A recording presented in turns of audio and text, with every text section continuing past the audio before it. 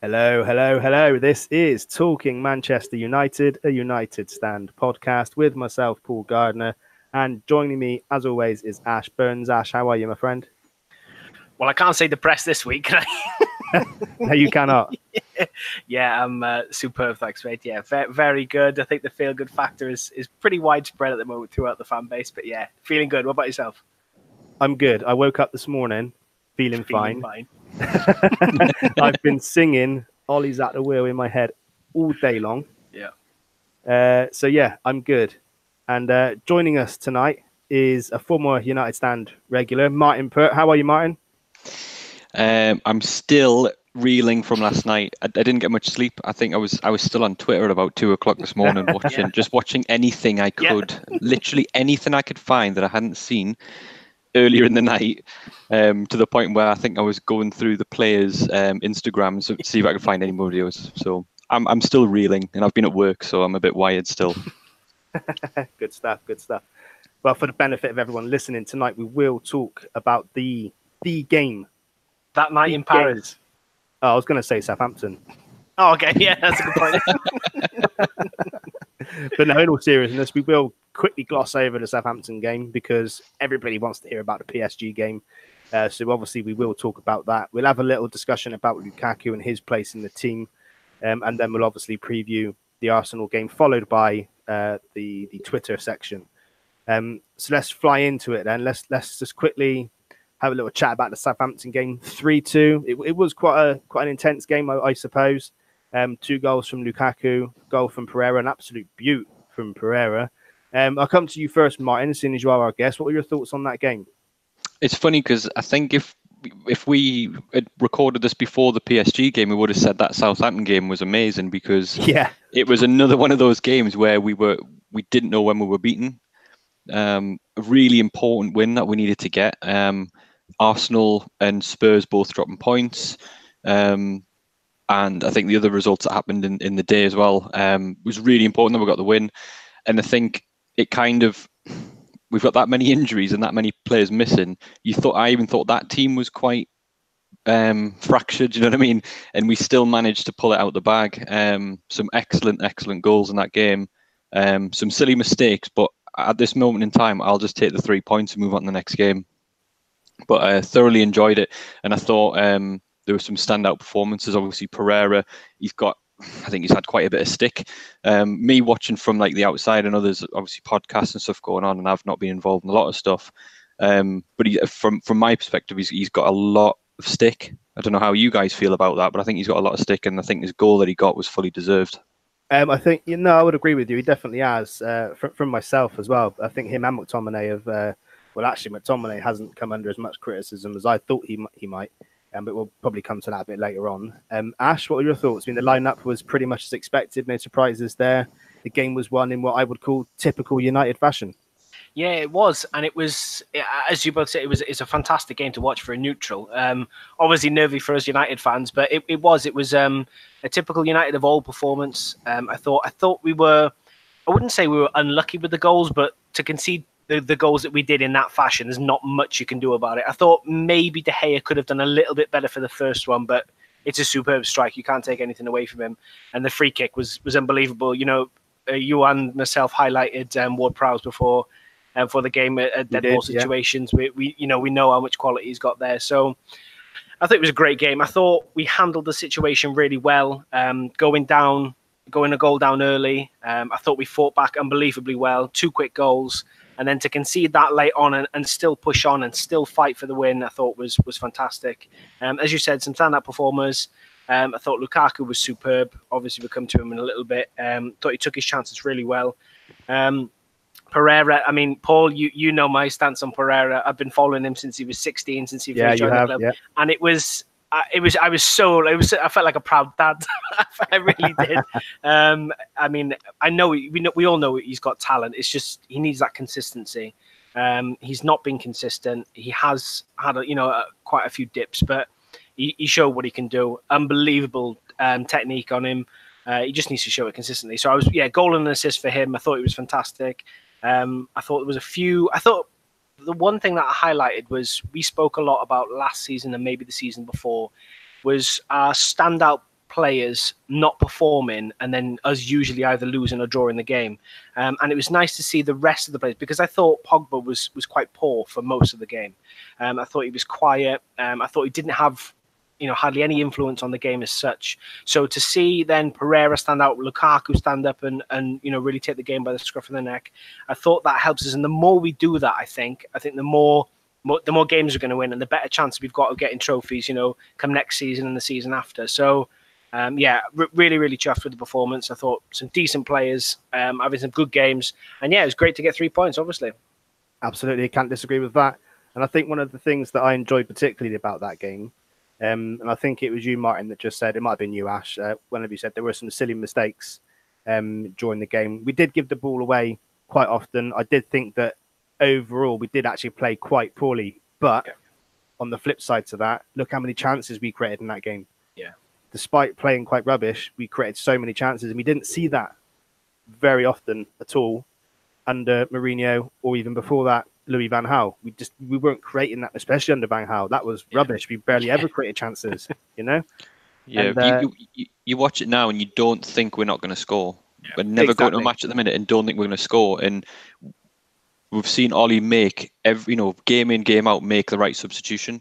Yeah. And I think it's that. I mean, the substitution of Dalot was. Oh yes.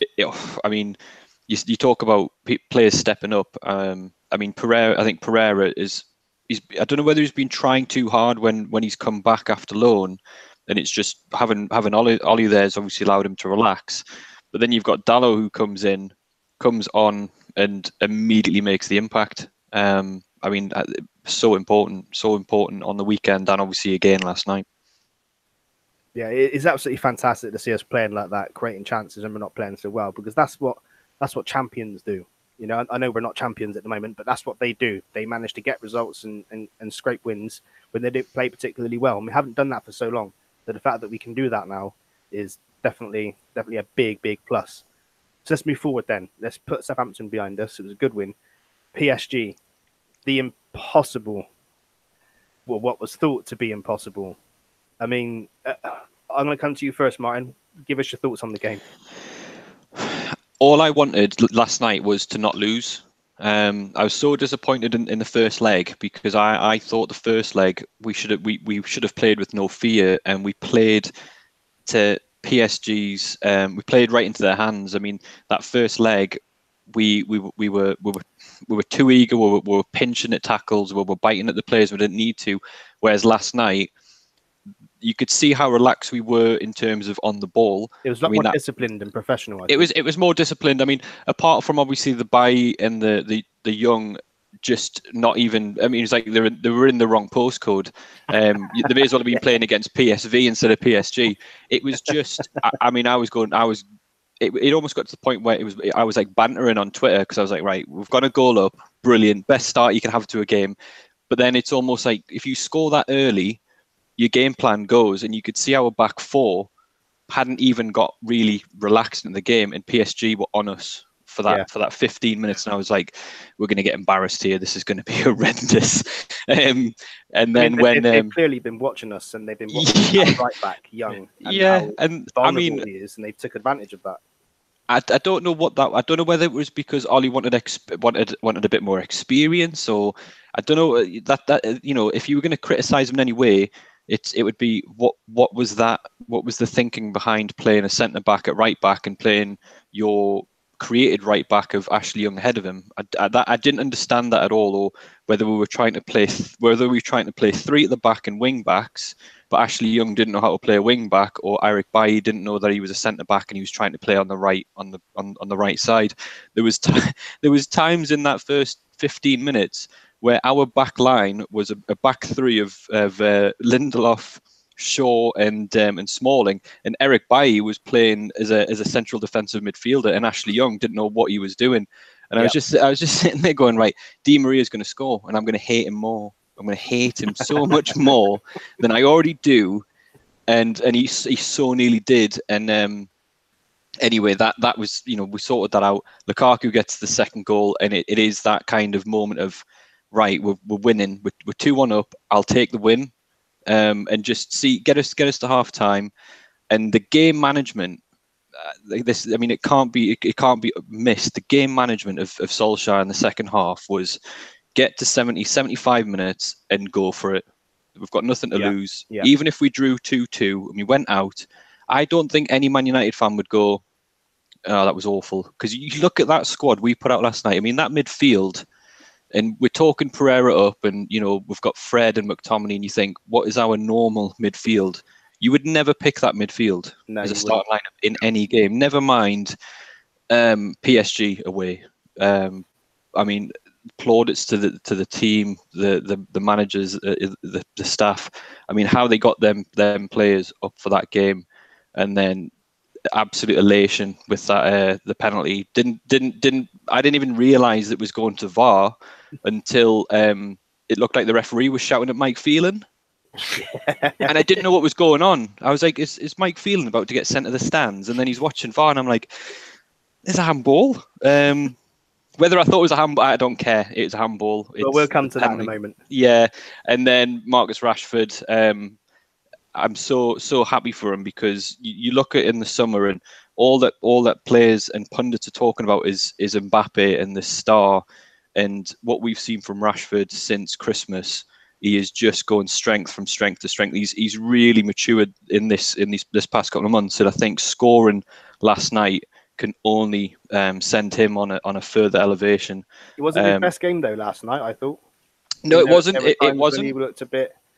I think he probably had to play quite a disciplined role for a good 70 minutes. Yeah. Probably not his game that he would want to play, but I think that shows that he's playing that tactical side, and it probably doesn't show his talents off, but it's nice to know that he can do that, but still pop up with moments. I mean, the shot for Lukaku's goal, but best feeling I've had from a football match, if you exclude the World Cup in England, this in the summer, it's the best feeling from Man United game I've had probably since that Villa game when Van Persie scored a hat-trick. Yeah, and then going back, probably the Champions League final against Chelsea, and then obviously your 99. But when you're literally heart in your mouth, edge of the seat, don't know what's going to happen, shit in your pants for 90 minutes. It had everything. It was brilliant. It was absolutely fantastic. Ash, history made in the Champions League. The only team in the history of the Champions League to have lost by 2 or more goals at home, and then gone and got the victory away. What were your thoughts on the game? It's just unreal. Like, well, I will say one thing. I told near enough everyone that we were going to PSG and we were going to win that game. I said that before we previewed the first leg, and I said it after the second leg. You are Mr. Positive. Yeah, well, it's good. But no, there was something about that game. I even had a bet on and stuff. I said we were going to win that game 2-1, but we were going to go out. And I stood by that from the whole thing. And, encroaching on 85, 90 minutes, I'm thinking, well, and I'd have been happy with that. That's the thing. We went out exactly as you both said, with that team, with that midfield that you would never, ever have picked for any game. And to go over there and to get the win, regardless of whether we go through or not, would have been unbelievable.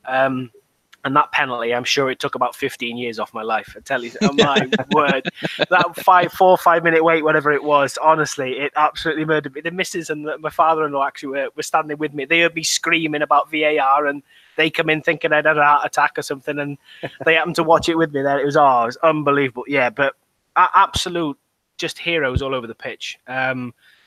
Just the discipline. I thought the game plan, as you rightly said, Martin, the game plan was absolutely perfect. We got a bit lucky maybe with both goals, 2 mistakes, but you've got to take your hat off to the lads, especially Lukaku, for pouncing on them and taking the chances when he did. And yeah, it's under a couple of months ago, under Mourinho, I don't think we'd have seen that level of confidence and maybe that level of. Yeah, I don't. We'd have got to 70 minutes, 80 minutes, and we'd have been happy with the win, I think, if we'd have got to there. But Solskjaer, we finished that game with, what was it, 4 teenagers on the pitch or something like that, 3 or 4 teenagers. We finished the game with Rashford, Chong, and Greenwood up front. In the last 16 away in the Champions League, and it's just unbelievable. It is almost sort of fairy tale like the way that everything's fallen into place. And I agree with you, Martin. It's definitely the best feeling from a football match I've had post-Fergie, without doubt.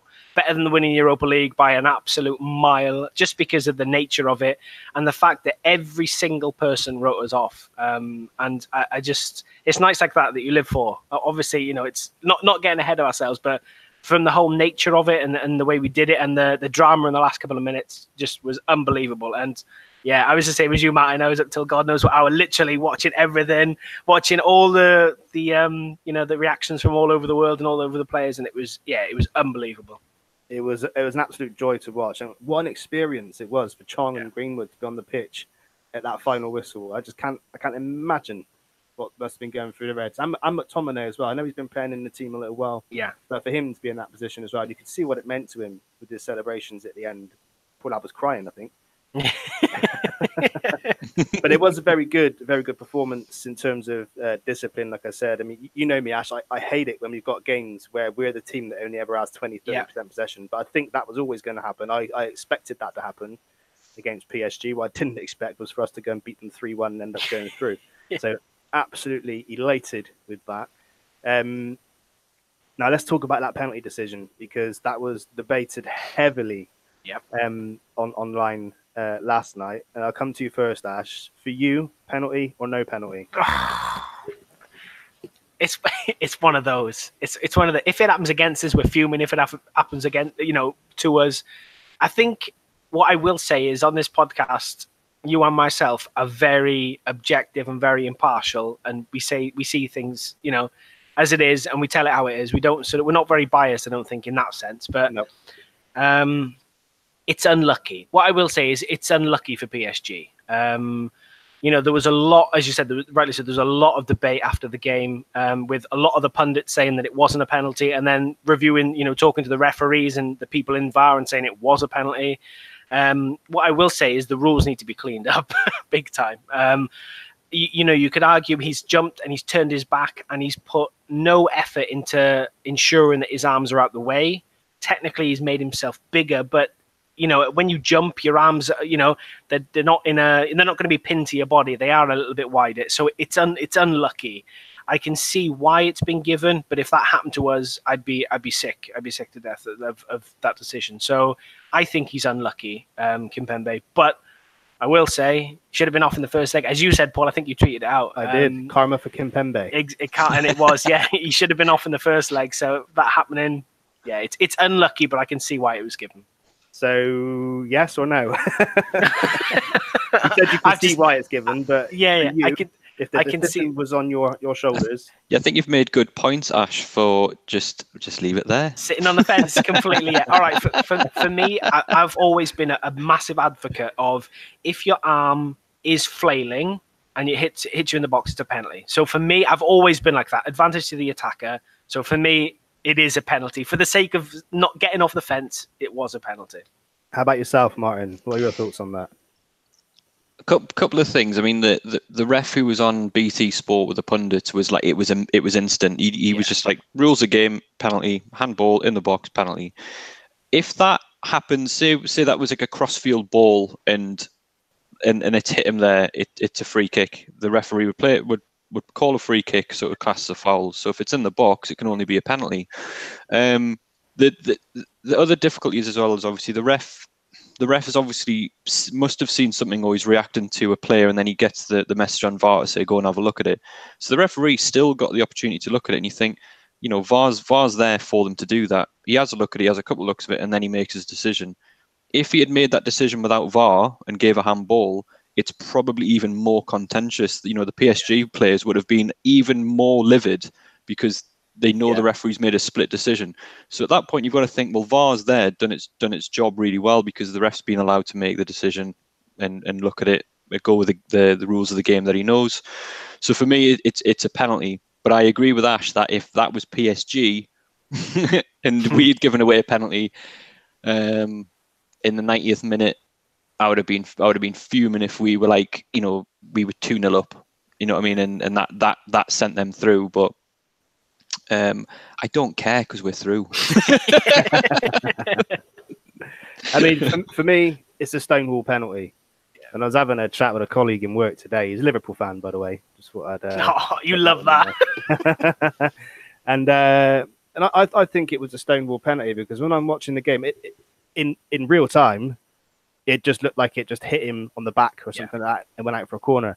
In fact, I don't think anybody on the pitch was claiming for a penalty. I think he got the call from the people, the VAR assistants. I think they are the ones that said to him, "Hang on a minute, we need to review this. There's a possible penalty shout here." But I think when he's jumped, I mean, his arms are slightly out, right? When you jump with your elbows, and your elbows come up. And when you put your arm in, your fist is almost by your shoulder, yeah? And you got your arm bent.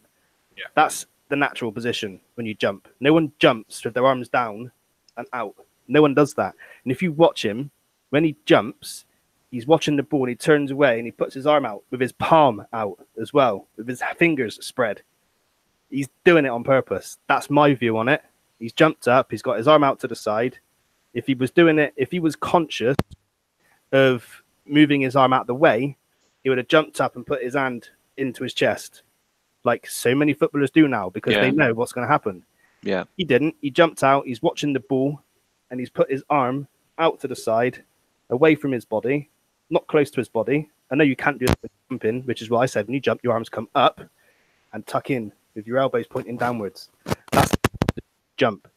His arms come out, his palms facing the ball, and that's why I think it's a Stonewall penalty. He knew what he was doing. He thought he could get away with it, but he didn't. That was my thoughts on it anyway. If I've got a friend who's a Liverpool fan, and we were talking about today, and I just said, well, if it had been the other way around, and this is Bayern Munich, and they're getting a decision, I think they'd be writing to the House of Commons with a petition to replay the match. So I was just like, at some point the luck's got to go in your favour. I mean, the amount of penalty and decisions in the past 2 or 3 seasons we haven't had, and VAR's not been there. And if VAR had been there, there would have been penalties. You're sitting there going, at some point we've got to have a bit of luck of the draw. And then Klopp would be blaming it on turbulence in the air, causing the ball to shift. Yeah, humidity and all that. Yeah, best. I mean, when I seen that tweet on the weekend about his, I hadn't even seen the interview. I thought it was like a banter tweet. I thought that's hilarious because of his last excuse, and then I seen the video about 2 seconds in, and I was like, unbelievable, unbelievable, madness. Oh, just one more thing about the game yesterday. Ollie didn't make a single excuse. No. All week, all about that team. He never once played down the fact that he was going to have to play youth players. He just basically said they're all ready. They're all going to. Whoever's going to be in there is going to play, and that must give the players some massive confidence. No matter who it is, who's going to come in, and then as Ash was saying, there were subs that came on last night. I mean, Chong, apart from being a bit naive in giving the ball away, but it's just his link-up play. Even in that 10 minutes, he was straight in. There was no like rustiness. He didn't like misplace any sort of any control or nah. He was. I mean, even 10 minutes, you just like it's like he's been playing with that first team for months. Yeah, it was fab. And one thing I did notice as well, people hate us again. Yeah. Good feeling. The amount of people. Good feeling. The amount of people that I've seen on Twitter saying, "Oh, f this, f that. Oh, here come all the Man United fans." For 6 years, they've been laughing at us, and now they hate us again. That's what we want. That's what we want. They hated us for so long because of how good we were. Not arrogant, just better. And then for 6 years, they've been laughing at us. Yeah. And now we're back. Now we're back and they hate us again. And you know it's good when they hate you because they know, because they know we're good again. Yeah. The best thing about it is most of those fans of those other teams have still won less than us in that 6 years. They have. Yeah. So is it still funny? Oh, yeah. Oh, hang on. I know why. Okay. He sat on his cable, probably. How's that? That's good, yeah. Yeah, no, the wheel on my chair actually ran over the cable. Ah, yeah, okay. Which then pulled on the connection. Yeah, I don't know. But it's okay now, yeah? Yeah, lovely. Wicked. So let's move on then. Let's ask you yeah, can I add 1 or 2 things? Yeah, go for it. We've obviously criticised a few players I'm all for, if players make me eat my words, I'm more than willing. I'm more than happy for them to prove me wrong. I thought McTominay was unbelievably disciplined and superb last night. And another player, I'm saying it yet again, I thought Chris Smalling was colossal last night. I thought his positioning was fantastic. And yeah, I give him so much stick. I even put out a tweet after the game. I give him so much. I've been the complete opposite with him. You have, yeah, and I'm more than happy to hold my hands up and say he was unbelievable last night. Positioning, his leadership, him and Lindelof were fantastic. So yeah, the sooner we get replacements in on the right hand side, I think we're going to be fine, absolutely fine with our centre backs. Obviously, bringing in a world class centre back, but yeah, the future's looking good. I enjoyed him. I enjoyed him in that first 10 minutes when he was just looking for Eric Bailly. Yeah. he constantly was looking down the line behind him, and just nobody there. And you could just see he was screaming at Ashley Young and Eric Bailly to sort that out. I mean, Ashley Young experienced enough to try to sort that out. But it was, I mean, Di Maria was having him on toast for 15 minutes. It was just ridiculous. Well, let's move forward then to let's talk about Lukaku, because Martial and Lingard, they're going to return to the squad soon enough. We might even see Martial this weekend. Probably not likely to start, but I think he's close to returning. I got no idea about Lingard, and everyone else is definitely not going to play, the other players that are injured, but it could be that Martial comes back. But Lukaku, 6 goals in 3 games, a hat-trick of braces. What happens when Martial is fit and Lingard are fit? I'll come to you first, Martin. Does Lukaku retain his place for you when they're fit, or do you think we need to go back to having the Rashford, Martial, and Lingard linking up front? I think for me, no one should just walk back into the squad. Lukaku waited for his chance and took his chance really well. I've been very, very careful not to criticise Lukaku because he still scores goals. I think in the Mourinho team, Mourinho tried to build. You knew your standard Mourinho team you were going to get. It was going to be one up front. It was going to be a very defensive-laid midfield and play that sort of slow-paced football what you were to get. And it didn't. Even that didn't really suit Lukaku because he's someone who wants to play on the shoulder.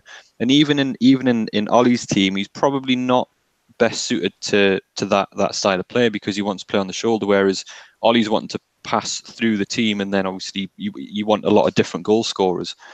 So it's hard to be critical of Lukaku because he's probably doing what he's told by the manager at the time.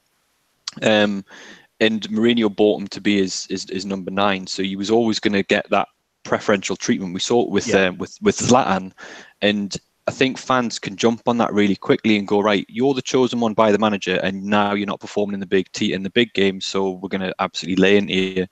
And fair enough, he's carrying. He's carrying a lot of muscle. He's carrying a lot of muscle on himself. I don't know what happened between him signing and then last summer. It was like he'd ate himself. He'd ate Lukaku from the previous summer. But there's one thing you can't doubt about him is that he can finish. And his positional play when he's in the box, he's fantastic.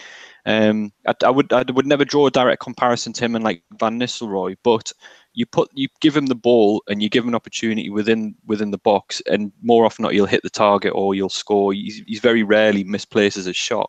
And I think he is definitely a confidence player. So I think he'll stay in. I think he'll start against Arsenal. I think Martial will be on the bench. It's whether or not if Ollie's there next year and he has laid plans, does Lukaku remain the focal part of our attack? And I don't think he does under Ollie. I think he'll always potentially be a backup striker, but he's a great backup striker to have. I don't think Ollie will ever play like a 4-4-2. I just can't see a 4-4-2 with Lukaku. It's hard to find who will link up with him because he's not someone who's good at like coming to get the ball and linking up with a striker. He's constantly wants to play on the shoulder, and we know he's got the first touch of a brick wall. So when he comes too deep, he's ineffective, and that's where I think he gets a lot of criticism because he wants the ball, but he can't actually play that type of game. But he did well on the right wing. When we played Arsenal, he can assist. He's strong. I think people don't realise what pace he's got as well. He doesn't. He is actually a very, very quick player, and he's very strong. When you see, there was a couple of balls last night played down the channel, and he was first to the ball, and then he shouldered it off. He was, yeah. But you kind of think, is that where we want him to be? Because he's then got a turn, which takes him, 25 years to turn back in and find someone else, and then he's got to get back in the box. It's interesting to see what will happen. He's a 70 million pound striker. It's not someone that we're just gonna sell if he, if we weren't going to keep him. So, but I can't see him being that focal point long term. But I think he deserves to stay in the squad at the minute. How about yourself, Ash? What are your thoughts on that? Yeah, I think you've hit the nail on the head there, Matt. And I think really good point about, he has been patient. He's worked for the team when he's been called upon. He's not been in the team week in, week out, but when he's been called upon, he's delivered. As you said, Matt, in that Arsenal game was a perfect example. Hadn't been playing particularly well, but he was given a chance and he played fantastically well. And yeah, he has grabbed his chance with both hands. 6 goals in the past 3 games, and in all of them important goals as well. He is the reason that we got those 3 points against Southampton, and probably the biggest reason that we got the win against PSG. So he certainly retains his place for me. Where that will be will all depend. I think he might possibly start on the right. Like he did against Arsenal because he played so well. And like you rightly said, he is a deceptively quick footballer and he's so strong. And for me, I think he is up there with the best crossers in our squad. I think whenever he cuts back in on his left foot on that right-hand side and whips a ball in, 9 times out of 10, it hits one of our players in the box.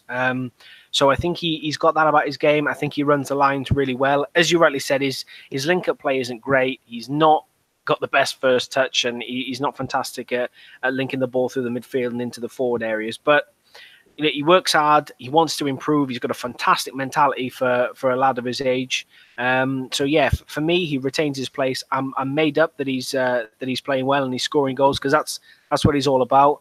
And I'm also glad to see him and Pogba having a bit of banter after the game and winding up the press who made up a load of crap about him. So yeah, interesting. He keeps his place for me at the moment, but as Martin said, long term, I think Ole might be going with a little bit more technically gifted and a little bit more mobile forward. Yeah, I think I would agree with what both of you have said so far. For me, for now at least anyway, he should retain his position as one of, if not the striker once Martial and Lingard are fit, because his goal scoring form at the moment is well, there ain't anyone better at the moment. No. Obviously there is the problem with his, like you say, the link up play, his first touch. It's absolutely shocking, and there's been several times, once or twice, even last night as well against Southampton, against Palace, when he's got the ball at his feet and there's somebody running off. Running into a channel, and he's gone to play the ball and he's either overhit it or underhit it. He doesn't have that ability to play a good pass. He has done it once or twice, but quite often an attack will break down, and it's usually because of him or one of the others. But that's one of the things that lets him down for me, and it happens too often. And I think that what should happen is that he does retain his place for now, and then Martial and Lingard will end up playing themselves back into that lineup. I do think. Anyway, that's what I think would happen anyway, because I think Solskjaer will want to have. I think it's whether or not he fits in like a 4-3-3. Do you know what I mean? Yeah. Is he dynamic enough to play in a 4-3-3? Is the sort of focal point, but still be able to link up with the 2 players either side of him? And I think what he can end up doing is wander into space that he shouldn't be in. Yeah, and it kind of breaks that dynamic flow of a game when you've got him coming short and interrupting the number 10 and then sort of floating out wide thinking he's going to play in the channels when you've already got players there. I don't know whether he just hasn't got that in his game to know when to switch play. You couldn't play a 4-3-3 and have interchangeable players and see Lukaku having the intelligence to know when to go wide to allow someone to come inside. So you kind of end up playing with like a 10-man squad because he sort of nullifies himself. And I think you've got that same problem with Sanchez playing on the wing. He doesn't know when to stick or twist kind of thing.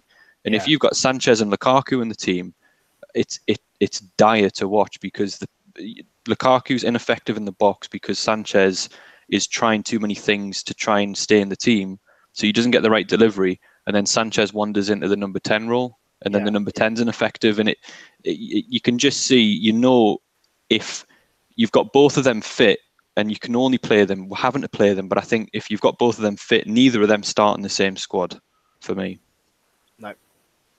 No, that's fair enough. We did put a tweet out on the Talking Manchester United Twitter account saying Lukaku has certainly given Ollie something to think about with his goals. What would you do when Martial and Lingard return from injury? Would you immediately put them back into the front three, or do you keep Lukaku in there? We had a few replies. So Terry at Saunders7 says, it's great seeing Lukaku take his chance, unlike Sanchez, but I think Rashford, Martial and Lingard need to be the front three when fit and ready. Kakarot, Lukaku is still better up top than Rashford. Would play Lukaku down the middle, Rashford and Martial on the wings. Lingard could play in behind, then we can give teams real problems with them going forward. United, we write, he did well last couple of games, but not against top sides and not in the usual Ollie system. Martial, Rashford and Lingard suit our preferred fast style of play. That's why I'd put Lukaku back on the bench. He'd make a good option to bring on later during the game. And then Martial, not the Martial, obviously. Rashford, Lukaku, Martial is our best front three. Robin Kenstham, I don't agree. He does score them, but as we don't lack goals without him, when all are fit, I'd rather play Martial, Rashford and Lingard and not worry about Lukaku's liability and touches. Fantastic super sub, but never a starter with everyone fit. Maybe on the right, as he has a class cross. Adam Scott, drop Lingard. Teddy, put them back in. I think Lukaku will need a rest by then. He's playing a lot of games lately. And then Srivatshan, still Martial, Rashford and Jesse would be my front three. So this is prior to the PSG game as well. I was going to say, as I read out that tweet, if he doesn't do it in big games, I was thinking, hang on a minute. But yeah, that was prior to the PSG game. So let's move forward then. We have another big game coming up this weekend. We are away at Arsenal, a chance to increase the points gap on them. Ash, do you want to take away the preview? I can indeed. So yeah, it's all too familiar again after playing Arsenal. We've played them already this season a few times, and it's going to be interesting. Previous ties do suggest that we are probably the favourites going into this. We've done it before there. We know we're confident. Looking at the table, we're a point ahead of them. So I think a win there takes us clear with a little bit of breathing room and really bolsters our chances for top four.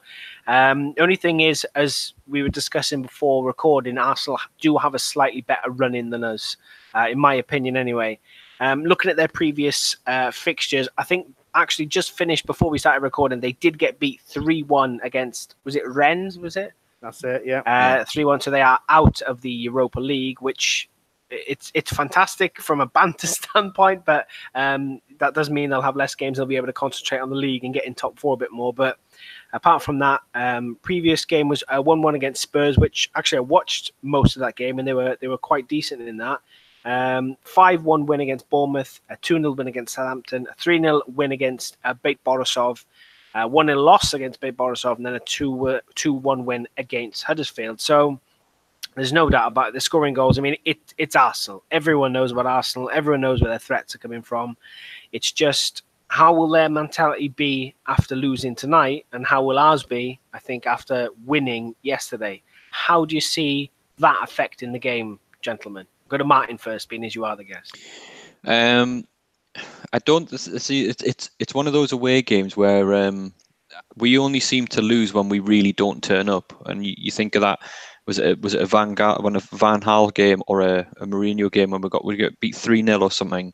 Yeah. And it was just, I mean, we were just, our team was just toxic. It was horrendous at the time.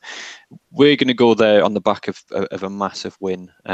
Arsenal, losing tonight won't do them any favours. The thing for me is if Arsenal were to get a goal against us, I would still feel confident that we can have the mentality to win the game. We go a goal up, the game's over for me. I think the mentality of Arsenal at the minute is they're still in that Wenger era where they haven't got that mentality, they haven't got that grit and determination to come back from games. I mean, again, they had the chance to beat Tottenham on the weekend and didn't. like a massive derby for them, and that should have been 3 points for them. Last minute penalty for them. They didn't take it. So for me, I'm fairly confident we'll get the job done there, and that to me should end their hopes of catching us. And then for us, it's looking at Tottenham. I think we need to focus, secure third, and not have to worry about this dogfight that's behind us. So I think beating Arsenal on the weekend is huge, and I'm fairly confident that we'll get the job done. I think it'll be quite a professional display. I mean, you look at that FA Cup game we had against them. I don't even feel like we broke stride in that game, to be honest. Yeah, I agree. Paul? I don't think we should read too much into the Rennes result, the 3-1. Okay, yeah, they did put out what you could argue as a full strength team. But I did watch the highlights before we started recording, and they were creating quite a few chances. They were looking sharp. So I'm not going to read into that too much. I am confident, though. I do think that the win against PSG will buoy us on. But I think even if we didn't win that game against PSG, on aggregate, I think we were going to win 2-1 anyway. I think if we didn't get that penalty at the end, I still think we would have won the game on the night. But I still think that even if we didn't win that game, I still think we would have gone into the Arsenal game with the same belief we would have carried that we would have had in the PSG game, that we would have had in every game before that since Ollie took over. I still think we would carry that into the Arsenal game, and I still think that we can go there and get a result, whatever the result was against PSG, because that's just the mentality we've got at the moment. We go into a game now against anybody thinking and believing we can win, and that's the key. And I think Arsenal will worry about that more than their loss tonight. I think that the players that they put out on Sunday will be up for it. They'll want to do it in the back of their mind. They're going to be worried about us, and that's what I think will affect them. Is my microphone still okay? Yeah, you're fine. Because I'm getting some feedback here, so I wondered if you were. No, you sound good to us. Cool. So yeah, I think they'll be more worried about us and our mentality and our ability than they will be with that result they got tonight. I think they'll put that past them, and they'll come and have a go at us, but I don't think they'll be strong enough to mentally to overcome us. So I don't think their result tonight is anything to read into it, basically. Yeah, and I think it'll be interesting as well to see. Obviously, the injuries are still going to hinder our selection. I think maybe a few people have put their names in the hat to get the start. I think, though, obviously the last couple of games, especially last night, will do us a load of favours in terms of Ollie getting to know the squad and getting to know the fringe players and the youth players a little bit more. And maybe with Lukaku's form, Martial possibly coming back into the team, or at least on the bench, we're seeing that's thrown up a good selection headache for Ollie, which he hasn't had obviously with Sanchez and Lukaku misfiring. And I think we'll have obviously a fully fit and fresh and ready to go Paul Pogba, I think, back in the midfield. I think that'll make a big difference because, Pogba seems to like turning up against Arsenal and playing well. So I think that'll play into our hands as well. But obviously, most of Arsenal, looking at their squad, you can read pretty much all the dangers where they're going to come from. For me, I've got Lacazette, Aubameyang, Ramsey, Ozil, if he plays, we don't know. I've put Denis Suarez down as well because a lot of Arsenal fans seem to be talking him up at what he's done so far. I don't know. And the last player I put in is the short answer. yeah, but and the last player I put in was actually Nacho Monreal because I watched the Spurs game and I thought he was one of their best players and I thought he created some decent chances, down the wings. Obviously, with our fullback situation and us not knowing who's going to turn up, if Ashley Young's going to play there or whatnot, I think that could cause us some issues as well, as we saw against Southampton with Bertrand and Redmond. So it's going to be interesting. Have you gentlemen got anyone else apart from the names I've read out who are looking dangerous, who could cause us problems? I was going to say that they did bang on about Denis Suarez all of January. The whole of January, he's going to be the player that has to come in and change the fortune. I'd forgotten he even signed. I think Ramsey always is always a decent player against United. I never used to really rate Ramsey. I used to think, well, he does all right for a couple of games, and then you don't really see him. But you look at the Arsenal midfield. You look at their sort of like their three in midfield, and he's the one player that over the past couple of seasons you think, him going and leaving their squad leaves them quite a big gap to fill, really. I mean, they've still never replaced Vieira, and now they're going to lose Ramsey, and then who they're going to replace him with. I mean, their midfield, I think they'll lose the midfield battle. I think Aubameyang and Lacazette, I think they didn't really turn up in the FA Cup game. I think if they turn up, our defense, if they both play, and our defense needs to be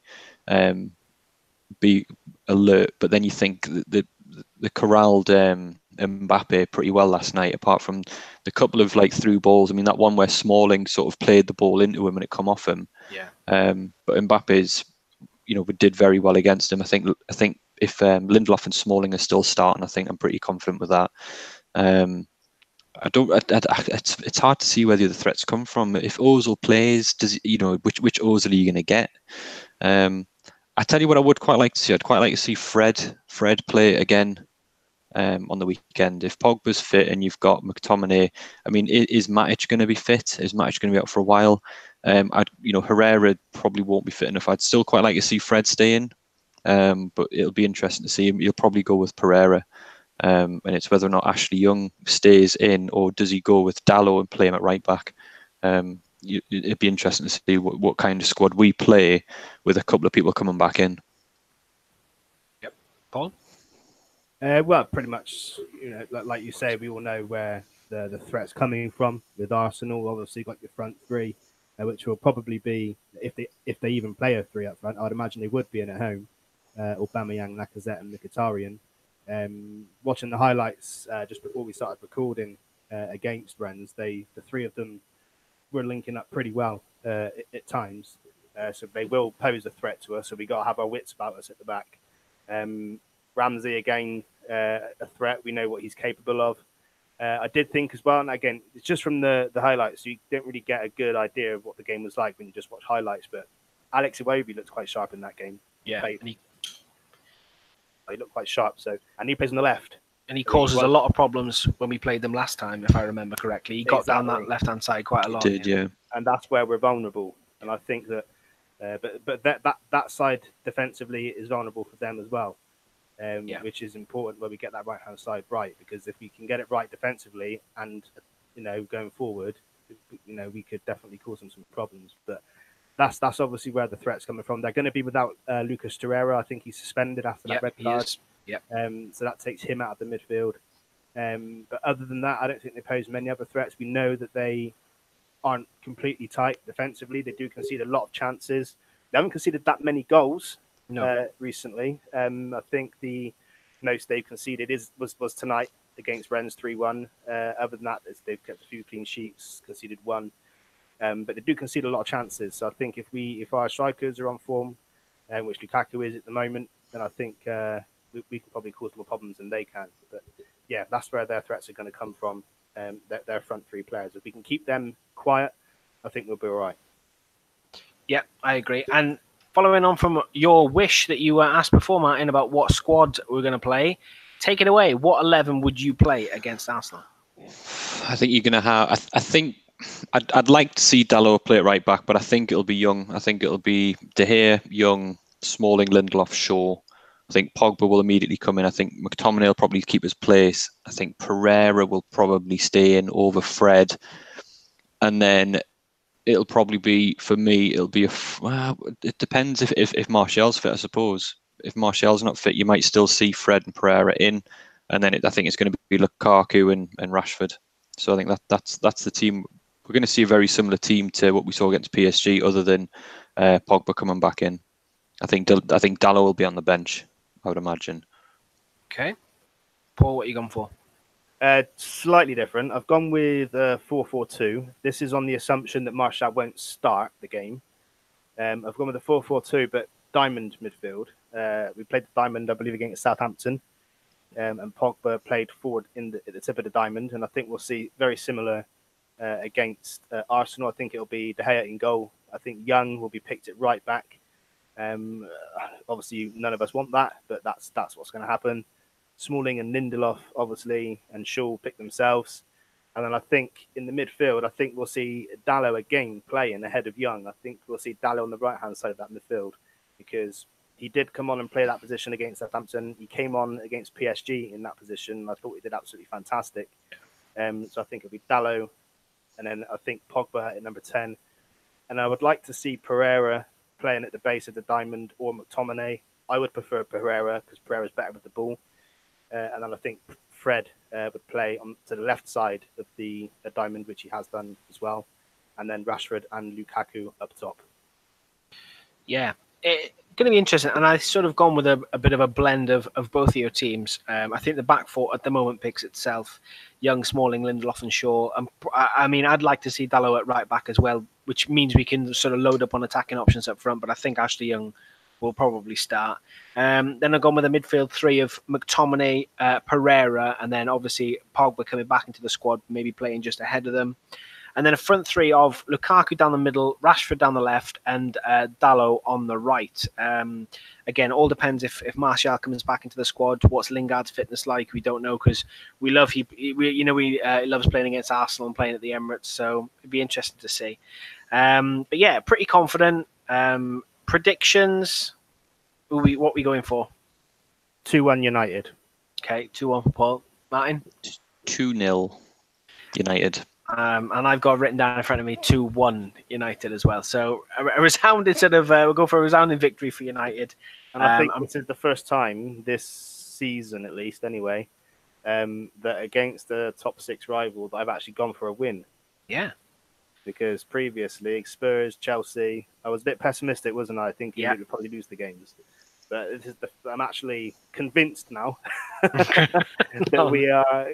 When you consider the injuries that we've got and the players we've got available to us and the starting 11s we're having to put out, which is considerably weakened, yet we're still getting results. So it's just like it's got that feeling now where we can beat anyone. You could, I'm finally getting that. Ollie could go with one of the youth players coming in. If you wanted to go if you wanted to go a proper 4-3-3, he could bring in Greenwood. If you wanted to keep a very similar squad to what he did against Arsenal in the FA Cup, if you wanted to keep that, he could bring Greenwood in as part of the front three and put Lukaku again out on the right wing and then Rashford through the middle, because that was where we got a lot of joy playing those through balls through and hitting them on the counter. So you could surprise us and try and do that and go like a like for like, player to squad that he did. In that game, and that would be interesting. And you would think Arsenal then wouldn't know what to do with that. Do you know what I mean? Arsenal might be thinking, right, we can probably predict the squad, and Ollie might go, right, okay, we'll throw in a couple of the teenagers and see how they do. No, it's a good shout because in that game against Arsenal, I thought Lukaku did actually play pretty well down that right hand side. Yeah, he did. Yeah. Well, I think that wraps up the preview for the Arsenal game. I just want to add that. Just remember though, that every single away game we've played, we've won so far under Ole. So yeah, absolutely. You never know. Do you want to take it over to Twitter then, Ash? We can indeed. So yeah, obviously the tweet went out this morning. What would you like us to discuss? Top of the shop then, Matthew McForheadian. Sorry, Matthew. Sorry, not much to discuss. Slow week, I agree. Robin Kensington adds about the Roma Porto game as well. I like them too. Bit of banter to start off with. Leo Naylor Orchard, he says, would we have won that match with Sanchez available? So if Sanchez would have started, would we have still won that match? No. Okay, tell me why. I think from what I was saying earlier on, if Sanchez was in that game with Lukaku, I don't think Sanchez plays a disciplined enough game, and Sanchez comes too deep as well. He comes to fetch the ball, and then we haven't got the sort of squad to allow. He sort of nullifies himself, and I think the way he's been playing recently, I wouldn't have had any doubt in my mind that it would have just. I hate to say it, but I was a little bit glad he got injured on the weekend. It just made me think, well, I don't have to worry about him for the next couple of games coming in. There's just something about that man at the minute where I have no confidence when he's starting. I mean, when Ollie was talking him up and saying, oh, he's raring to go. It's a bit like it's quite sad really, because it's a bit like when we brought Falcao in for that loan. And you just knew he was a broken player. There was something just not right with him. And you look at the amount of games Sanchez has played in his career in the past sort of 5 years when he was at Arsenal. You're just kind of thinking, is he done? Does he know how to adapt to having losing that yard of pace? And I don't think he does. you can see he's trying to burst away from players, and he just hasn't got it anymore. And he's trying to play these Hollywood passes. So I don't know. I always thought it was a strange signing for me. I was never fully on board with it. I felt, yeah, we should sign him so someone else doesn't. But then I think it's kind of costing us massively at the minute.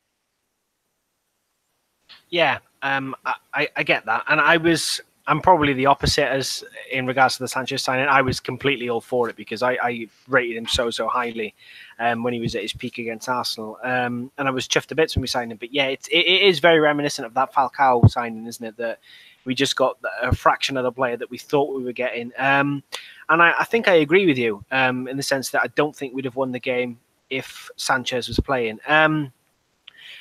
Maybe for a few reasons. Obviously, you can't, I don't think, doubt Sanchez's work rate, maybe his discipline, and I think maybe the cutting edge that he has lacked. And obviously his age, he's not getting any younger. And I think as that game wore on, we needed to be more disciplined and keep the energy levels up. And maybe Sanchez would have been a little bit of a weak link. That's not to say we might have won the game. Who knows? But yeah, and I said this actually when he did pick up the knock. I don't advocate, of any of our players getting injured, but I was a little bit happy to see Sanchez go off with a knock, just because it frees up other options. And as soon as Dalot come on against Southampton, when he picked up that knock, we looked, so much better. Yeah. So I don't think we'd have won, but who knows? I'm glad it panned out the way it did. I'll say that then. Yeah, you never want to see a player injured and stuff, and he, in fairness to him, he needs that run of games. He does need to get in the squad and have a run of games, but at this point in the season, we kind of don't have that opportunity to carry him. We haven't got the time to do it, and I think if he had stayed in that Southampton game, would we have won that game? And I think he would have definitely started if he was fit. I think he would have started last night if he was fit, because we'd be questioning, going, well, we've got someone on 350 grand a week who is a very, very good player. We've seen him as a very good player. You'd think, yeah, you probably should start him. You'd probably think, should he be on, when you saw that midfield that we had? And in hindsight, you can kind of say, well, we did really well without him. I still don't think we would have won the game with him. I think it would have been a very different game on that side of the pitch. Mr. Gardner? I'm going to be slightly different, and I'm going to say yes. Okay. And the reason being is because Leo Naylor Orchard asks, would we have won that match with Sanchez available? Because he wouldn't have played. What he doesn't ask is, would we have won that match with Sanchez playing? Yeah. So I'm going to say yes, because even if he was available, I don't think Solskjaer would have picked him. I think he would have picked the same 11 that was put out last night. So there you go. That's my answer. I like Detective Gardner. To be fair, I went last. I had time to think about it. That's fine. Moving on then, Riley Kendrick. Do you think the win last night was enough to convince David De Gea that the club is moving in the right direction and he should therefore stay? Good question. Paul, tell us first. Well, looking at De Gea's reaction when Rashford scored that penalty, I think that was him making his decision, to be honest, because his reaction was quite something. He really enjoyed that goal. But I think just Solskjaer, I don't think it's enough though. I think unless the players already know something, we don't. But I think if in the summer Solskjaer is given the job, I think that will convince him. Yeah. Especially if we continue in the vein that we're in at the moment to the end of the season, with this same mentality, I think that will be enough to convince him to stay, and I think that will be enough to tell him that we are going in the right direction. The club's employing someone who gets the club, who knows what the club's about, can get the players playing, winning games, beating tough opponents. That's what we want to be doing. And I think if we continue that and the board make that decision to hire Ollie, then I think that will be enough to convince De Gea to stay. Because what you've got to think is that if we go with someone else now in the summer, that's just more uncertainty, isn't it? Yeah. For everybody in the team, not just De Gea. And also it will mean another process begins again. Yeah. Another manager with other ideas. A manager on the outside who's probably been watching us for a while. Already sort of knows who, what sort of team he wants to play. What players he wants. Every manager comes into a team having done a bit of research, Yeah. So yeah, I think that win last night probably wouldn't be enough. It certainly helped, that's for sure. but I think it's down to the board to make the right decision.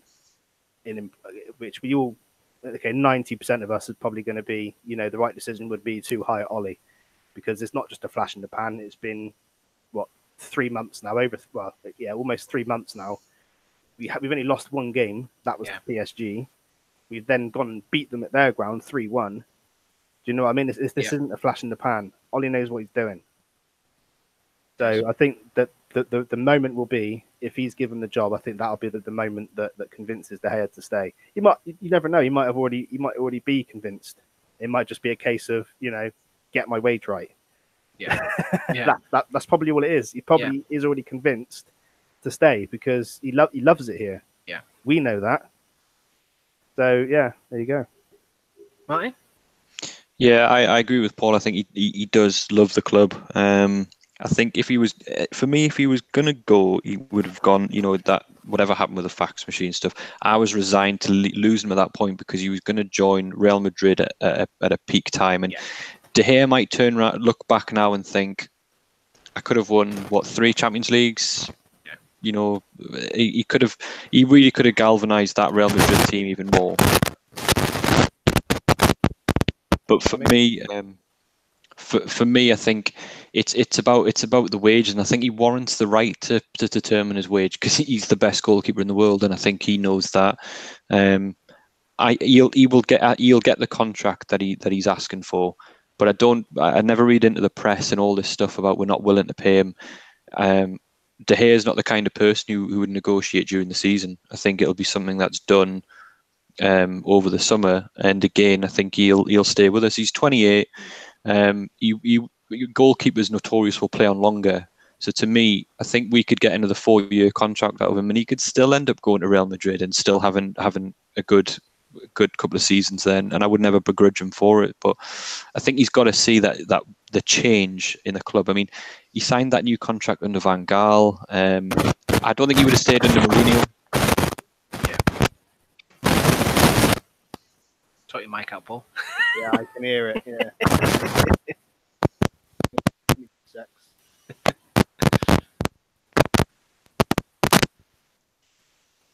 There you How's go. that? That's good. Right, cool. Continue. Yeah. Yeah. No, that's. I just finished there. I don't think if Mourinho was still here, I don't think he would have stayed. Yeah. I agree. Paul's underwater again. It's fine. Yeah. Is it still bad? It's not too bad. No, it's better now. Yeah, I agree. I don't think he'd have stayed in the Mourinho just because the toxicity surrounding the club. And I genuinely think he wants to stay. I mean, I think regardless of how much he loves Manchester United and everything surrounding it, I think that the reciprocal love that he gets back from the United fans is something that he won't get anywhere else. And I think he appreciates that and he knows that because we all know how fickle the Real Madrid fans are. They'll love you 1 minute and then they'll boo you if you miss a save or don't have the greatest of games. And I think you said he is that type of person. He seems genuine. He seems a grounded lad. And I think he'll appreciate everything that we've done from the faith that we showed in him, obviously. I mean, if it's not Real Madrid, where else could he go? I don't think he'd go to PSG after everything that they've done. The only other one would be Juventus. I'm looking at maybe a step up or a step sideways to win trophies. But I don't think he'll leave. I think he wants to cement his place here amongst the best, and I think it's just a case of getting the right wage for him, which he should be, on or above Sanchez's wage at the moment as the highest paid player, because he is, in terms of quality, he is the best player in our squad. In the fact that he is the best goalkeeper in the world, and that he is one of the only players that we've got at world class level, I think, at the club. So don't think it would have been solely down to last night, but it's a big step in the right direction, I think. Did you hear that with my microphone again? Yeah. If it happens again, I think we'll wrap it up because I don't want to ruin the podcast with this crappy microphone. Right. Well, I'll ask one more. United, we right. They say, do you think some players have secured a stay with their performances under Solskjaer, or should they still be judged by their whole time at United and maybe be sold? Martin, what do you reckon?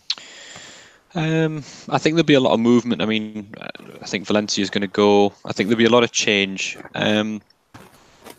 It's hard to say if there was any players that really played poorly because of the manager or their poor players. I think a lot of players weren't suited to Mourinho's style, and therefore they were badged as not having the mentality to play.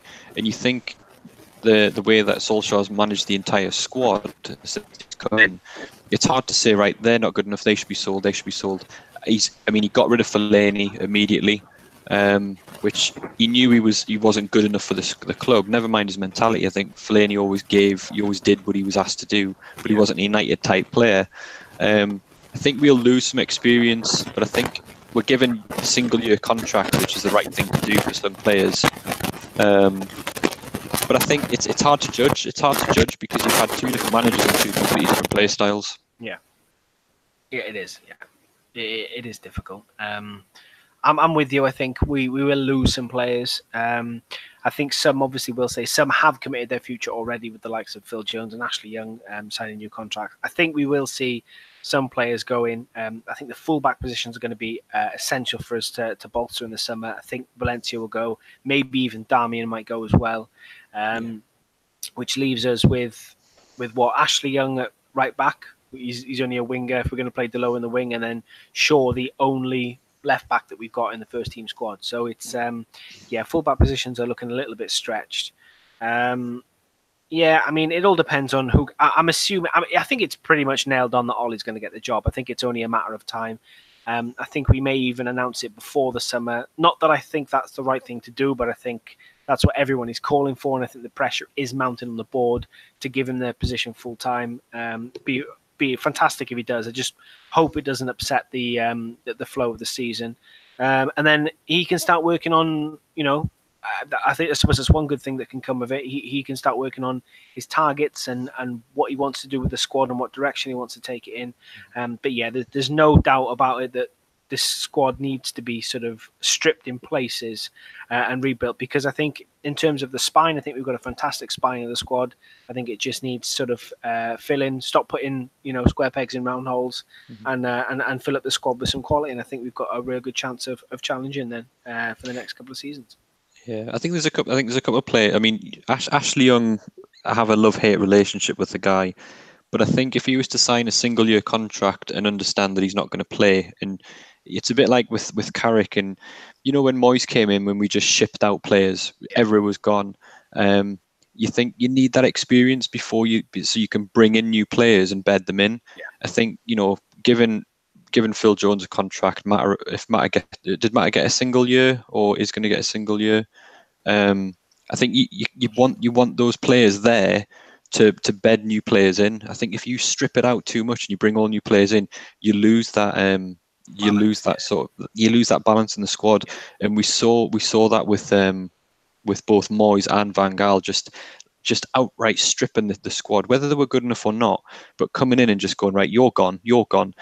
What does that do for the players that have been there and are staying there? Do they think, well, my place is on the line as well? And they then play with fear.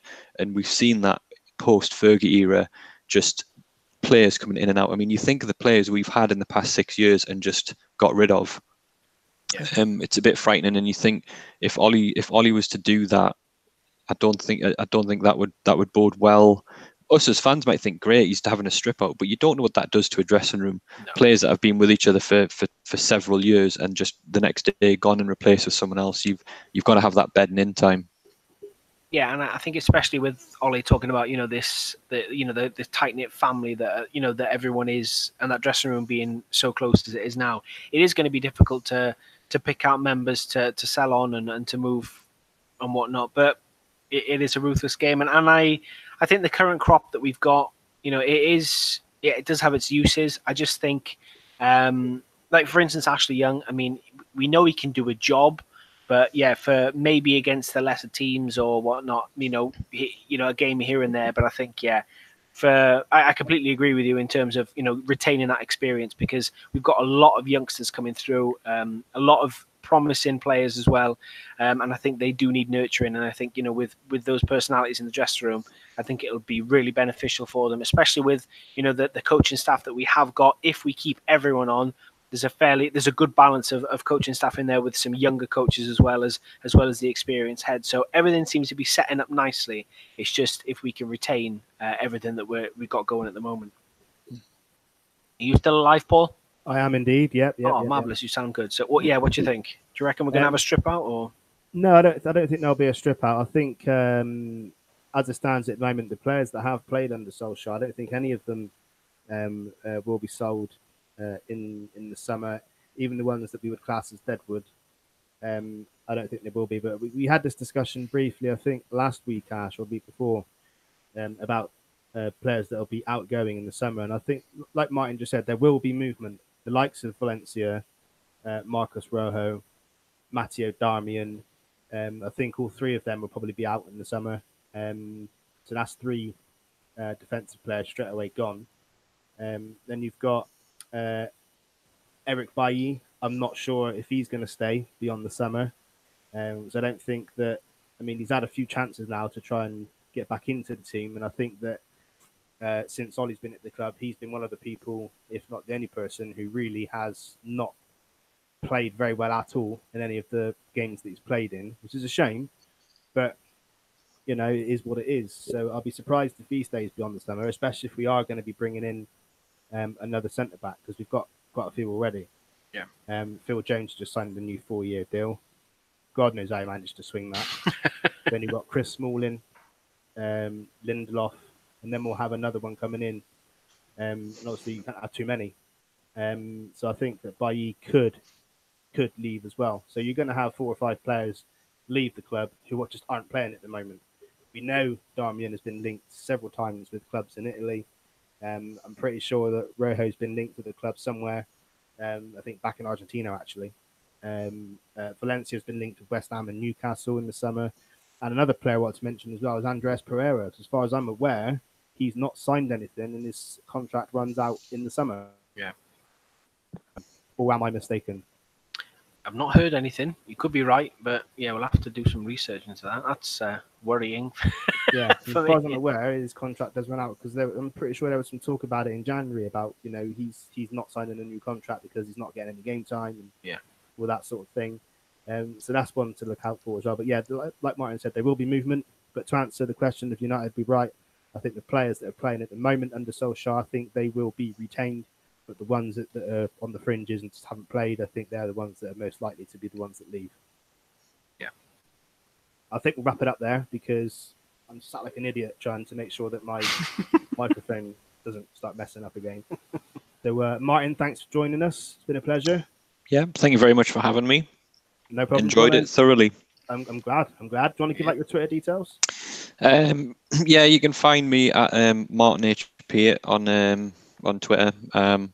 I normally just tweet random stuff, mostly United, and things that have just irritated me. And are you going to grace us with your presence again in the future? Yeah, if whenever you need space, just give us a shout. I'd love to come on. Ash, thanks for joining me. Yes, as always, thanking you. You know the business with me. Yeah, it's Ash Boyo, ASHBOAO.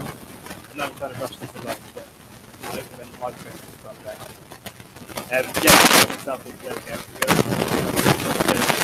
All Joneses from space. Yeah, you can follow me as well.